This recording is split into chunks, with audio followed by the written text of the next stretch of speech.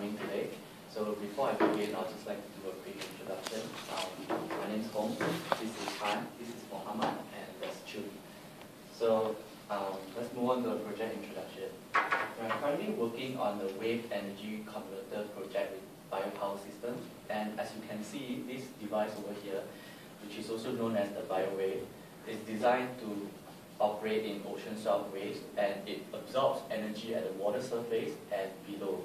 So as you can see, this current prototype operates by swaying back and forth, or what we call the pitching motion, and the base is rigidly fixed to the seabed. So Biopower System is interested in designing a passive swiveling base that allows the device to align itself to the predominant wave directions in order to first maximize the power capture, and second is to minimize the side loads acting onto the device. So in this project, we are to design and build a passive swiveling base for the current prototype, and also conduct parametric investigations to find out what wave conditions will allow the device to perform as desired. And by desired, it means that the blades are being perpendicular to the wave direction, and by undesired, it means that the wave is being parallel to the blades. So I'll now let Mohammed to explain the design and build phase. Okay, moving on to the design and build phase, what we have here is the assembly of our prototype, which consists of two parts, the foundation base and the rotating part up here. And as you can see here, we also have a pulley system installed onto the base. And then here we go, we have the rotating disc sitting on top of the base plate. And then we have this H-bar that will lock onto the rotating disc so that it will move together with the rotating disc. And last but not least, we have these blades installed on the rotating disc. And this is the motion, the pitching motion, and this is where the energy came from. So basically, in the real product, they have an energy converter there, so that they can convert the kinetic energy into electrical energy. And here's the rotating motion. This is the difference between our prototype and the actual product. So this is the image of the actual prototype that we're working on. As you can see here, we have two blocks pressed to the tank board to hold this foundation static. And here we have these weights where we can change to vary the friction here. So say if you want a high friction here, what we need is we just change this with the heavier ones. And I would like to mention also that we have an angle strip installed wrapped around the rotating disc so that we can monitor the angle change. This is important because we want to know how much it changed and whether it's turning towards failure or to its desired position. So, okay, in this section, I will talk about the method and approach taken towards the experiment, towards the project. The first thing that we did is we find the natural frequency of the prototype. This is done by conducting the decay test, where we tilt the blades at a certain angle and we let it go and let it pitch naturally without the disturbance from surroundings such as the wave generator or whatsoever. This video is then processed into MATLAB. From there we can determine the frequency of the pitching, or also known as the natural frequency of the prototype. And now? Yep. So now that we have obtained the natural frequency of the prototype, what we did next was do a preliminary testing. What this means is we would like to find a range of values for the 5 parameters that we would like to investigate on, which are the wave amplitude, wave frequency, weight in blades, or what we term ballasting, the bearing friction, and the angle to wave front. So for the first 2 parameters that we would like to investigate for this project is the wave amplitude and wave frequencies. So what we did was we consulted our industrial supervisor, and we were provided with a set of actual ocean wave amplitude and wave frequency data at the location where the BioWave is being installed. So with that set of data values, we then scaled those values down to suit our prototype scale. And with that new scaled values of the wave amplitude and frequencies, we pick those ranges that our wave generator in the lab can generate. So there we have the first two parameters that we want to pass on. Moving on to the third parameter, which is the weight in plates, or what we term ballasting. What this means is we vary the amount of weights that we have in each plate. So we have two cases. The first, as you can see here, is just filled with air. There is no water whatsoever. And in the second case, we fill water to the halfway mark. So this gives us the two ballasting effects that we want to test on. And moving on to the fourth parameter, which is the bearing friction. The bearing friction is basically the friction acting between the rotating plate and the foundation base. So when the swinging base rotates, there's some sort of friction acting, and we want to vary that. So we decided on three different effects of the bearing friction, which is high, intermediate, and low, and this is the corresponding frictional values calculated using this formula, and n is just given by this equation. But what's more important is how we actually vary this friction. As Muhammad has mentioned earlier, to obtain a high friction, we just add more weights onto the pulley system, which is directly connected to the prototype. So that will give us a larger net downward force acting between the two surfaces. So when it rotates, we get a larger frictional effect. And moving on to the last parameter that we like to test on is what we call angle to wavefront. And we have four settings for this, which is 0, 30, 60, and 90 degrees. What angle to wavefront means is initially, before the start of every experiment, we will set the prototype at a certain initial angle. So assuming the wave is in a unidirectional wave from left to right of this screen, so 0 degrees would correspond to the prototype being aligned with the wave direction. That is what we would term perpendicular to the wave direction. And using this protractor scale, we can set different initial starting angles. So for 30, we will start at the tilt. For 60, even more, and 90 would actually be parallel to the wave direction for starting angle. So now that we have all the 5 parameters that we want to investigate, we start on our experimental work. So for every frequency setting and its corresponding amplitudes, we will run our experiments based on this basic unit matrix, which corresponds to the other remaining 3 parameters. In other words, for every frequency and amplitude combination that the wavetank will generate, we will have different bearing frictions, and for each bearing friction we have different angle to wavefronts, and also for every angle to wavefront we will vary the ballasting effect. So for each combination, we will give an outcome or result as 0, 1, or -1. 0 corresponding to no change, 1 corresponding to a successful or desired run, and -1 undesired or unsuccessful run. So what does that really mean? So for every experiment, we start at a certain angle and we on the wave generator. And if the prototype aligns itself with the wave direction, or in other words, perpendicular to the wave direction, then we will consider it as an 1 outcome, which is a successful or desired outcome. If, however, if we start at whatever angle and the prototype orients itself parallel to the wave direction, as you can see here, we would consider that as a -1 outcome, which is an unsuccessful or undesired outcome. And if, for whatever reason, we start at a certain angle and it does not change its orientation, we would put it as a 0 outcome, which is a no change outcome. So, in other words, we have 3 different results. So, now I can pass it on to Han to talk more about the results. So now I'm going to talk to you guys about the intermediate results that we have. So the first testing that we have done was the natural frequency test. This was done to observe if there's any relationship between the behavior on the prototype and its natural frequency. So how we did this was we subjected the prototype to waves that have frequency that is equal to the natural frequency, first harmonic and second harmonic of the prototype. And the natural frequency was determined as what Muhammad stated earlier from the decay test. And from this test, no successful runs were observed, therefore we could not establish any relationship between the prototype behaving as desired and its natural frequency. Also, more tests will be carried out for the natural frequency in the future to validate these results. Okay, from the 720 runs of experiment that Chumi was talking about, based on the 5 parameters, we used MATLAB to generate some 3D plots to help us to analyze the behavior of the prototype under certain parametric conditions.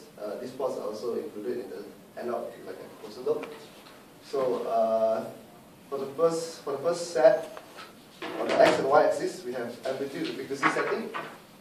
And on the z-axis, we have the number of occurrences of a certain result. In our case, we have 3, which Chun mentioned earlier, 0, 1, and -1. So, for example, on the first plot, we can see that at low amplitude setting and a low frequency setting, the prototype tends to not move from its initial angle. And from the second one, you can see that at a high frequency and high amplitude setting, the prototype behaves as desired. And for the third one, we can see that when we have around the moderate frequency setting, which is around the 60 to 70 setting, the prototype tends to behave as undesired. And these next 3 plots will help us to observe how the prototype behaves when we vary frequency and vary friction. So now, on the x and y axis, instead of frequency and amplitude, we have frequency and varying friction, with 1 being the lowest, 3 being the highest. And the z-axis is the same as before, which is the number of occurrences of result, 0, 1, -1 again. So from these 3 plots, we can see from the first one, in this area, which is the high varying friction and low frequency setting, the prototype tends to not move from its starting angle. And from the second one, at a high frequency, low varying friction setting, the prototype tends to behave as desired. And from the third one, when we have low varying friction and again around the moderate frequency setting, which is around the 60 to 70 zone, the prototype behaves as undesired. So these are only some of the results we have so far, and we'll be conducting further testing and generating more plots to study the behavior of the prototype. These are all angles, all starting angles. Yep, all starting angles, all other parameters that are staying. Alright, so this is actually our progress to date for now.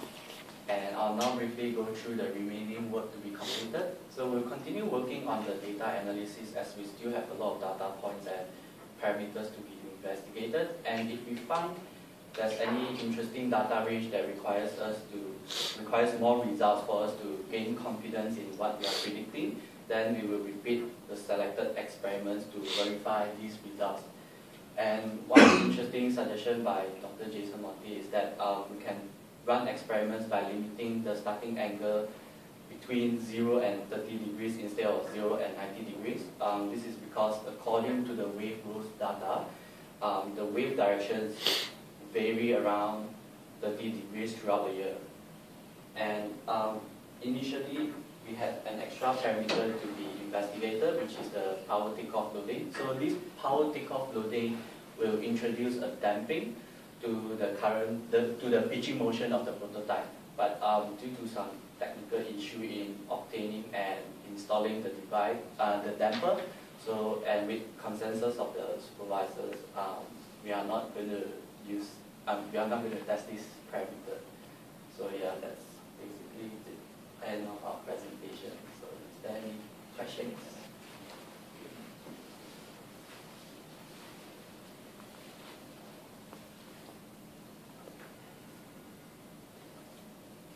So what's the bearing friction for again? Is it to keep resistance so that for it to rotate? Yep. At Okay. different frictions. Okay, so sometimes you don't want it to respond too quickly. Is that what Yeah. That's exactly right. So they want it to be a variable, so we have to vary the friction. They want to see if that actually can affect whether the prototype aligns with the wave or not. They don't actually know what it's going to be Yeah. in the real. Okay, so they need to know linear range, just to know what happens as you change the friction. In practice, then, are they going to use a bearing friction to implement this? No, it's not. In the end, it's just going that to we use don't a know what it damper. is. They don't have variable friction, right? No, It's just, they just don't know what it is, so they need a range tested. They just want to know the effect of varying friction rather than actually implementing varying friction in the real product. Oh, okay. Yeah. But they're going to have some kind of damper, right, instead of actual mechanical, just bearing. They do not actually have a Doesn't exist. prototype yet. Yeah. Oh. So that's why it's Solid being- design first. Oh. But the current design is, I guess, just a bearing. It hasn't. It's very, very early stages. Because you could just have something in the bottom that's, you know, with a tiny hole through it, so, you know, to kind of rotate it, you could just place through a tiny hole. It's kind of, you can adjust that hole and don't take that as well. Yeah, actually they hit the rotation prototype, but they done some experiment and they found it's too hard for them to get the prototype works. So they just decided to implement with the static base. So it's just gonna pitch in one direction. So And then it becomes inefficient when the wave angle changes. So the current prototype can't adjust if the wave comes from this direction. It just stays trying to do this. Yes. So then they decided, let's just have a swiveling base. Yeah. But the problem is when the wave angle changes, what these guys are showing is that if this thing's oscillating like this, Yep. and then the wave angle changes like that, it'll just stop. Oh. It doesn't adjust. It doesn't do that. Oh. We don't really know why. We thought it might be the natural frequency. It might have something to do with the natural frequency. I see. And there's also some cases where it does this, the waves are coming like this, and then all of a sudden it just goes, just flips around, Oh. becomes unstable. Really? Just flips, yeah. And it's sudden. It's like Oh. within like an hour or something. It is- Under certain conditions, It's quite yeah, fast. especially at like low band region, it happens very fast. And high frequency? Well, Yeah. high frequencies, yeah. Oh. But these aren't ridiculous frequencies. These are in the range of. This is bad news. Having it, being able to spin around and things like that. Yeah. So that's why we said, well, maybe they can let it move like this far, but not flip right around. Yeah, just kind of clip the edges of where it could go. So that's what, you're going to do that, right? 0 to 20, not 0 to 30. Yeah, the other data, Yeah, 0 to 20. Okay. the other data that would be useful is, you're doing this success, I'm not sure, but you have this 0, 1, or -1. I thought the more sensible thing to have, if it adjusts at all, is maybe like the time it takes to adjust. Right? Then you have like, rather than just success or not, you start to see where things are tending towards. You know what I mean? Yeah, But Like if it adjusts real quick, we know like, okay, there's a, and you could look at the neighboring space, you could kind of predict roughly what's going to happen, right? It's just on and off, it's a bit harder. You know, so. yeah, good, but we have to run all the experiments again. Yeah, But wasn't you because that- initially what it would was you more like we wanted to just find out the tendency of whether it would actually align itself or not. That's why we set like a 2-minute mark for every experiment that we run, and we just record what's the tendency like. So even some of the results, it didn't exactly go from like say start 30 to 90, right? It sometimes goes from 30 to say 80, and we would consider that still as a failure because it had the tendency to do that, like so. But yeah, that's what I thought. Like maybe the time constants is more interesting to look at, to see, Yeah. I think that that would be Yeah, because something we should look into, but because we did record the final angle, Hmm. and yeah, we talked to the supervisor and we said that maybe we should focus on the tendency. So yeah, maybe we can look into it more. But the time is the tendency, right? What's your, If it adjusts quickly, it tells you it tends quickly. If it tends slowly, then what's your thoughts on that?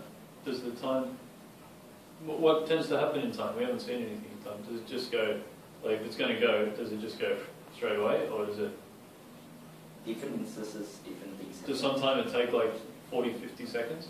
Or, Mostly, I would say under 15 seconds or 20 seconds. so pretty much when the waves are fully developed? Yeah.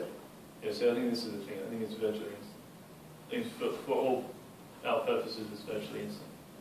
I forgot to mention that the wave generated, we can't on it for a too long period because the wave will actually reflect.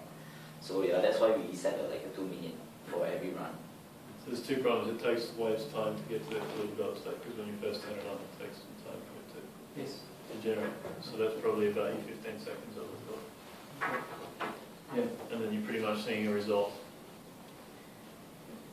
What you could do is do some, you guys would do it, but for future projects we could change the wave after 15 seconds and then see what the time involved was. Yeah. Or even like I don't know, some kind of time constant would be useful.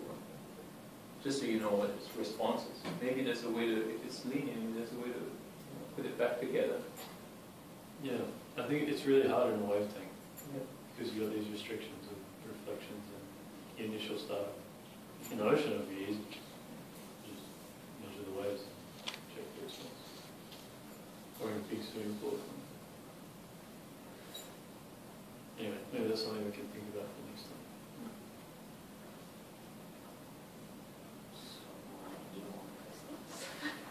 The audience. Yes, I'm just wondering, so that was a prototype, right? How high would the real product be? 30 meters, yeah, around. The scale is 66.7 scales. Yeah. Okay. So it's going to be like, the real product going to be like 30 meters high. Massive. Yeah, it's kind of big. It's like a 7-story building or something. 8-story building. Really? Yeah. 30 meters. It's not near the shore. It's like Kill the fish. That's right. The whale's going to get smacked by it. Definitely. It'll have some acceleration.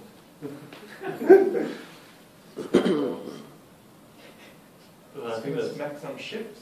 yeah, that's the problem. And it sits right at a bad place, just above below the surface. Is it going to be, oh, So if you had a boat or something, it would be very dangerous. going to be deeper? Well, you lose Maybe, the yeah, most it's- energy is that No, it's energy. No, it's in in the the wave. Yeah. The velocity decreases as you go. I mean, as long as you don't break the surface.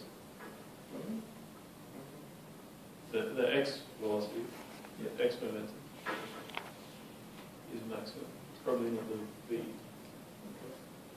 That's not the result in maximum. But obviously, if you go too far down, there's less energy.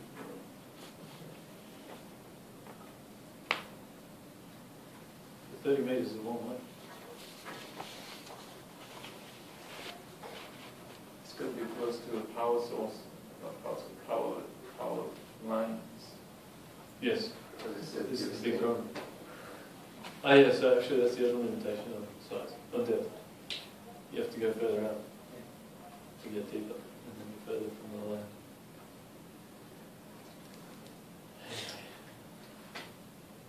It's renewable now. It's cool. With the climate? Don't worry about these comments. With the climate? This is a practical problem. Yeah, this is biopower. It's a Sydney group. So we'll start with $10 million. Government grants. Give a bird through it. 4-star.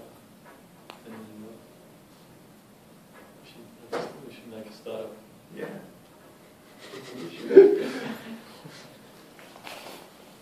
government money is what we have to do. Don't have to do it.